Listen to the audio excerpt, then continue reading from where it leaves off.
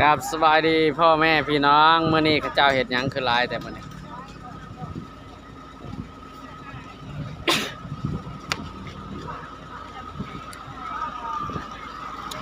เบิ่งเด้อพี่น้องข้าเจ้าเห็ดหยังคือหลายคนแท้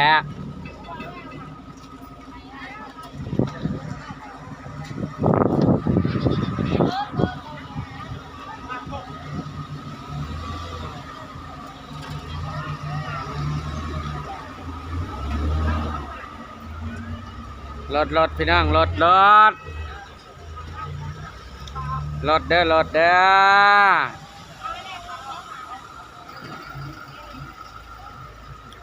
ไปรถมา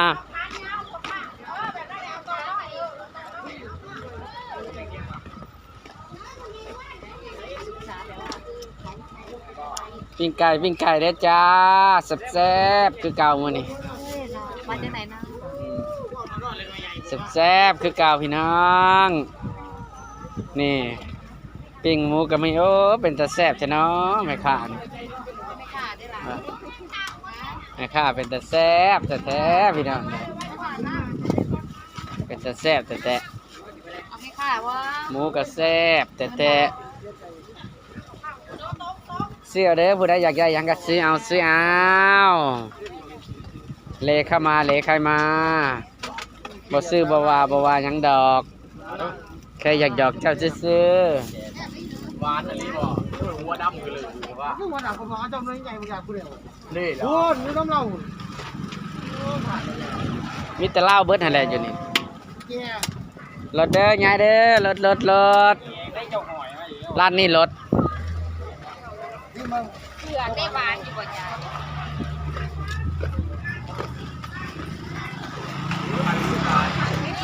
อันนี้10 บาทใส่10 บาทโอ้ต้องถอนตัวเนี่ยบ่พอตัวนี่ต้องกักไปอีกนี่ไม่ไงค่ะคือตาเพื่อนลอยถอนบ่พอเด้เนาะกักไปบ่พอเด้เท่าไรอันนี้นะไปอ่ะแม่เอาอย่างแก้มโอ้แม่เอาอย่างมาให้ซื้อได้ไหมเอาอย่างไอ้ที่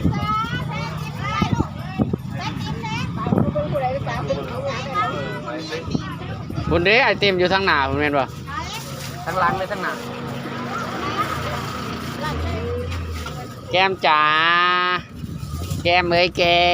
มเอ้ยจุ๊บอกอย่างเดียวอันนี้อะไรเนี่ยบอกว่า5 บาทหน่อยมือมาไว้หน่อยเดียว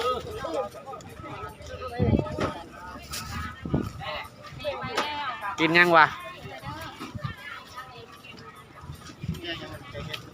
ได้ยังแหละเจ้าสิเมื่อเบิดแหละยังบ่เอายังอยู่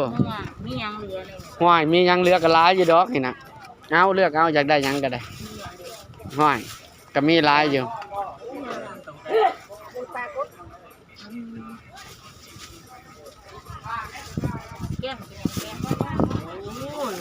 เอาอย่างเดียวนี่ก็ใหญ่ไปเอาอย่างอันนี้คือเรือ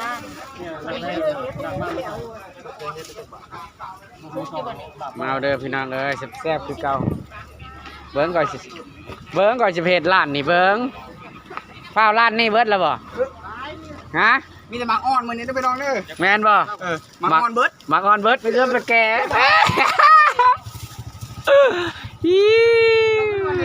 เอาผ้าเส้นไปบ่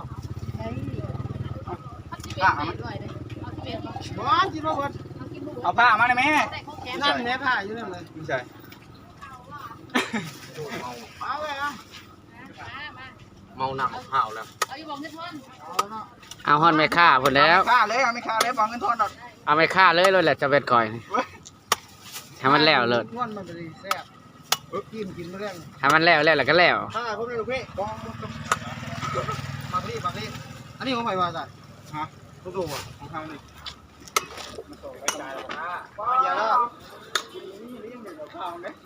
บุญบ่มีแต่มีวาสนากินยังเด้นะกินม่วงป่าวเป็นแต่แซ่บนะเป็นแต่แซ่บ คือเก่าย่างไปย่างมาจะสิกินย่างวะบ่จักแนวกินไปหากินแม่ค้าบ่มันแล้วซะ โอ้ยเราก็ซื้อกับว่าซื้อสิกินแต่ไม่ค่ายอย่างเดียวอะค่ะ แน่ ตายเด้ ถ้าเราไปเดินกันนี่เราได้กินหอยปิ้งนี่มัน พอที่ท้ายมาข่อยอันนั้นอยู่โรงงานพุ่น มันก็นอนนี่เอามาได้ มีแต่หมาก็นอนหมาแก่เบิด เอานี่นะไปไหนเราดิ